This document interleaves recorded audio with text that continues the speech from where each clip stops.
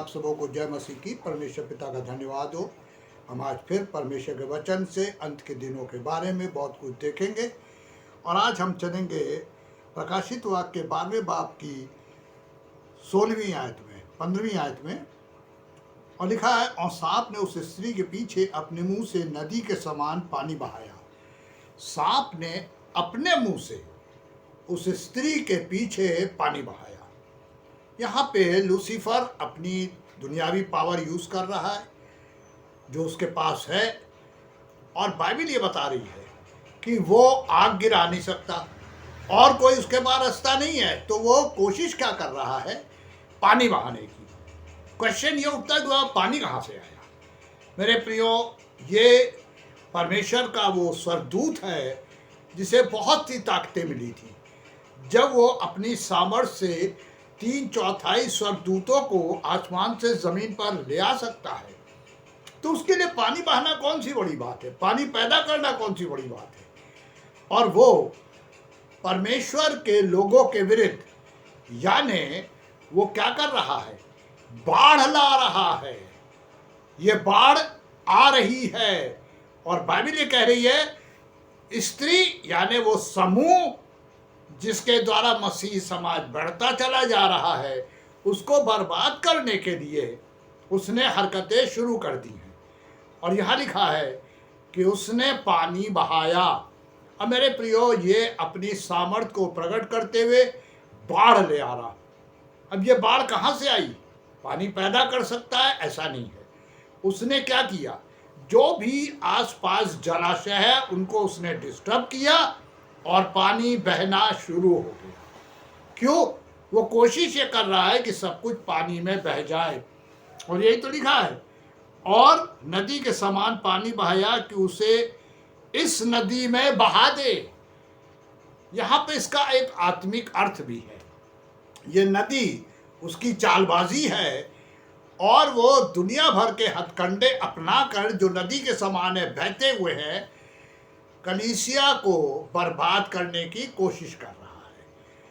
मेरे प्रियो, परमेश्वर की सामर्थ्य के आगे वो बेकार है, असहाय है, लेकिन वचन ये कह रहा फिर भी कोशिश कर रहा है। बाइबल ये बताती है कि अंत के दिनों में ऐसा होगा। और यहाँ मैंने आपको पहले भी बताया कि इस कारण लोग स्वर्ग उसमें रहने वाले मगन हो, हे पृथ्वी और समुद्र तुम पर हाय। और फिर बाइबल में क्या लिखा हुआ है कि शैतान बड़े क्रोध के साथ तुम्हारे पास उतर आया है। अब यहाँ पर जब हम 15वीं आयत में आते हैं तो यहाँ वचन क्या सिखा रहा है कि शैतान पानी बहा रहा है स्त्री को बर्बाद करने के लिए। पानी का मतलब है एक फ्लो, एक रॉ, एक कह सकते हैं मुआब, एक भीड़ भी कह सकते हैं। उसने चालू कर दी ताकि वो जिसके द्वारा मसीही बढ़े, वचन विश्वास, उसको खत्म कर दे। अब आगे क्या लिखा हुआ है? और 16वीं आयत बता रही है, परंतु पृथ्वी ने उस स्त्री की सहायता की। परमेश्वर ने आज्ञा दे दी पृथ्वी को, क्या? कि जाओ और सहायता करो। और क्या सहायता की? कि उसने अपना मुंह खोलकर उस नदी को जो अजगर के मुंह से बहाई गई थी निगल लिया, पी लिया। अब यहाँ पर बाइबल ये बता रही है कि परमेश्वर की आज्ञा हुई और पृथ्वी ने मुंह खोला, यानी फट गई और पानी उसमें समा गया। नदी, मेरे प्रियो, ये नदी नहीं है, भूडोल है। और धीरे धीरे उन चीज़ों को अब वो खत्म कर रहा है जो परमेश्वर के विरोध या कलीसिया के विरोध में होगी। अब धीरे धीरे, चूंकि बाइबल में लिखा है 32:24 में कि अंत के दिनों में भूडोल पर भूडोल होंगे, और यहाँ भी उसी भूडोल का वर्णन है। ये पूरा भूडोलों का ही अब स्लैब चल रहा है।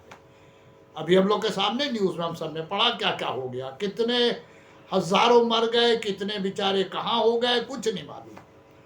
क्योंकि जो हम लोग को न्यूज़ मिलती है वो होती है जो मीडिया लाके देता है।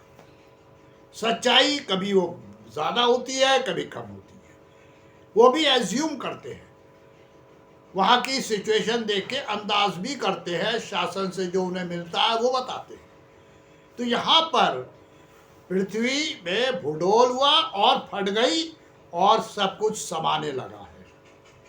तो बाइबल ये बता रही है कि अंत के दिनों की ये सारी भविष्यवाणियां धीरे धीरे पूरी हो रही है, और वो होनी है क्योंकि उनको कोई रोक नहीं पाएगा। वचन यही तो बताता है कि जो कुछ हो रहा है वो होगा। और बाइबल कहती है कि आकाश और पृथ्वी टल जाएंगे, लेकिन वचन में लिखा हुआ एक भी बिंदु नहीं टलेगा। तो बाइबल ये बताती है कि मेरे प्रियो, इसका हर शब्द, हर बिंदु को कंप्लीट होना है। अब जब हम 16वीं आयत में 17वीं आयत में चलते हैं तो वहां लिखा हुआ है, तब अजगर स्त्री पर क्रोधित हुआ। सीधी सी बात है, उसने एक अटैक किया, अटैक में कामयाब नहीं हो पाया है और अब वो क्रोधित हो रहा है। ये जाहिर सी बात है कि जो गलत करते हैं और अपनी गलत चीज़ों में सक्सेस नहीं हो पाते हैं, तो ना सिर्फ वो क्रोधित होते हैं, लेकिन वो दूसरे हथकंडे भी अपनाते हैं।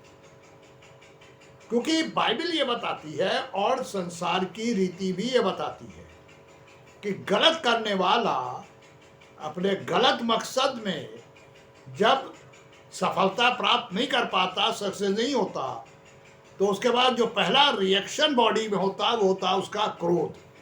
क्यों? क्योंकि पूरी ताकत लगाई और हम साहब नहीं जीत पाए। तो यहाँ पर बाइबल बड़े खुले रूप से इस बात को बताती है कि वो अजगर स्त्री पर क्रोधित हुआ और उसकी शेष संतान से, यानी जो पृथ्वी पर मसीह बच गए हैं, शेष संतान से जो परमेश्वर की आज्ञाओं को मानते हैं।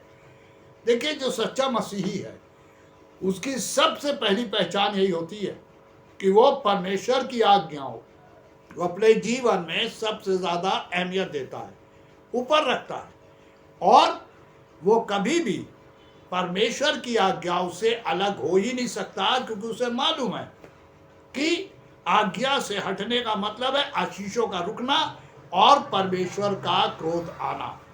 तो मेरे प्रियो, बाइबल के हिसाब से, परमेश्वर के वचन के हिसाब से, जो लोग परमेश्वर को प्यार करते हैं वो उसकी आज्ञाओं को मानते हैं।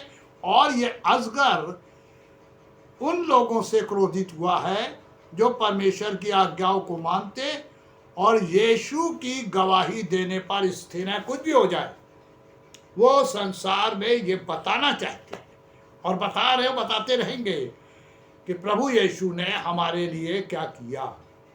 हाँ मेरे प्रियो, प्रभु यीशु ने हर मनुष्य के लिए जो उन पे भरोसा रखता है क्या किया। उन्होंने बहुत बड़े 2 काम किए। एक, हमारे लिए अपना प्राण दिया, क्योंकि परमेश्वर की व्यवस्था थी कि बिना लहू बहाए पापों की क्षमा नहीं थी। और दूसरा, वो हमारे लिए जगह तैयार करने चले गए। प्रभु यीशु की जो लोग गवाही दे रहे थे उनसे लड़ने के लिए शैतान तैयार हो गया है। मेरे प्रियो, परमेश्वर की गवाही देना, प्रभु यीशु के बारे में बताना, जब प्रभु यीशु चले गए, चेलों ने प्रचार शुरू किया, तब से आज तक विरोध होता आ रहा है। कितनी बार लोगों ने कोशिश की, वचन जलाया, कितनी बार वचन को फाड़ा गया, कितनी बार बाइबल को बर्बाद करने की कोशिश की गई, लेकिन आज तक नहीं हो पाया। क्यों? क्योंकि वो जीवित वचन है। उसके बीज इतने फैल चुके हैं कि सब तरफ वो पौधे निकल चुके हैं। तो मेरे प्रियो, बाइबल ये बताती है कि परमेश्वर का वचन ना कभी रुका था, ना आज रुका है, ना कभी भविष्य में रुकेगा। ये फैलता चला जाएगा, चाहे इसके विरोध में कितना भी शैतान हथियार इस्तेमाल कर ले। अब यहाँ पे लिखा है कि वो उनका विरोध करते हुए उनसे लड़ने को चला गया। अब वो किसको लड़ेगा? खुद तो नहीं लड़ता, वो विरोधियों को तैयार करेगा जो मसीहत के विरोध के खेल लगे खड़े हो जाए। हाँ मेरे प्रियो, परमेश्वर किसी को जबरदस्ती कोई काम करने के लिए नहीं कहते। परमेश्वर ने हर मनुष्य को अपनी फ्री विल दी है और वो चाहते हैं कि उसी फ्री विल से इंसान परमेश्वर के वचन को माने या ना माने, ये उसके ऊपर है। क्योंकि परमेश्वर का वचन ये कहता है मनुष्य को अपनी सारी बातों का हिसाब देना होगा। पृथ्वी पर हर इंसान को परमेश्वर के वचन के एक्सेप्ट न करने का हिसाब देना पड़ेगा। न्याय सिंहासन के सामने सबकी किताबें खुलेंगी और बाइबल ये बताती है कि हर एक को उनके कामों का बदला दिया जाएगा। ये ऐसा सत्य है जो कभी झुटला नहीं सकता।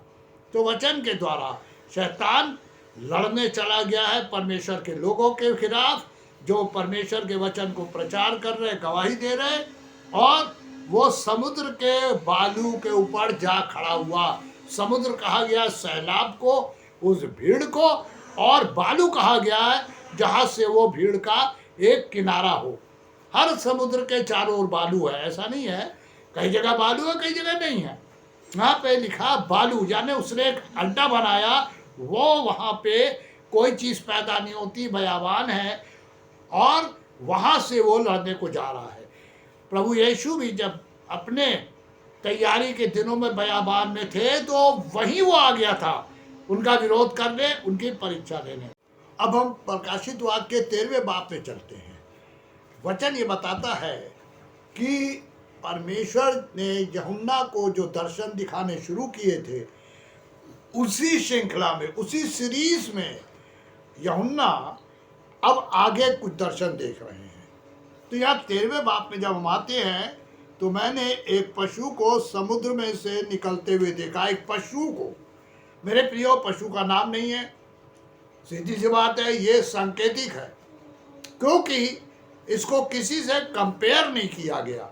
यानी यूहन्ना जिस दर्शन को देख रहे थे, उन्हें जो पशु समुद्र में से ऊपर आते हुए दिख रहा था, वो किसी दुनियावी जानवर से कंपेयर नहीं हो सकता था, किसी की तरह था ही नहीं, तो आदमी कंपेयर किससे करेगा। इसीलिए यूहन्ना दर्शन देखने के बाद जो लिखवाते हैं, लिखते हैं, वो ये है, मैंने एक पशु को समुद्र में से निकलते हुए देखा। और आगे क्या लिखा है, उसके 10 सींग और 7 सिर थे।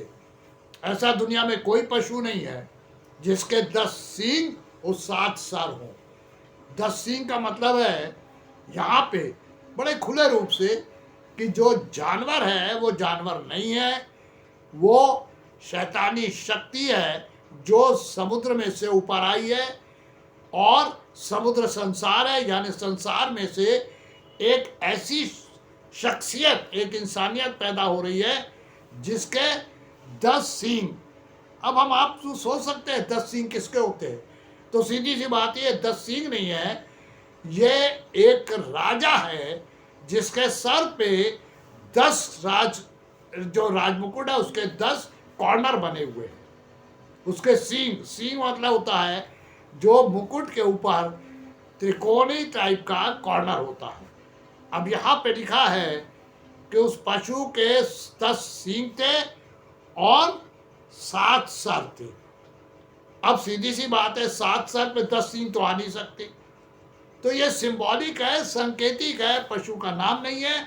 और वचन ये बता रहा है कि 10 सींग यानी और 7 सर, 7 द्वीपों के ऊपर वो 10 राज्यों का राजा होगा, ये बाइबल बताने मांग रही है। तो यहाँ पे मेरे प्रियो जो 7 सर है ये पृथ्वी के 7 राज्य है, और 10 सींग का मतलब है 10 राजा।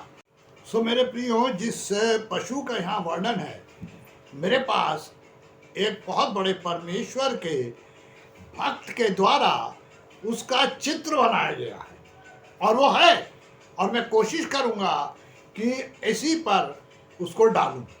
तो अगली बार आप उस फोटो को देख सकते हैं कि वो परमेश्वर के दास ने कैसे सोचकर वचन के द्वारा बताए गए तरीकों को अपनाकर एक पशु का चित्र बनाया, और आप उसके द्वारा उसकी इमेजिनेशन को एक शक्ल दे सकते हैं, उनकी वो बनाई हुई कल्पना या दर्शन को एक रूप में देख सकते हैं। अगली बार अपलोड कर दिया जाएगा और वो फोटो आप तक पहुंच जाएगी, आप उसको देख सकते हैं। तो यहाँ पे लिखा हुआ है 2 पशुओं का वर्णन है। पहला पशु है, उसके सींगों पर 10 मुकुट और सिरों पर परमेश्वर की निंदा के नाम लिखे हुए थे।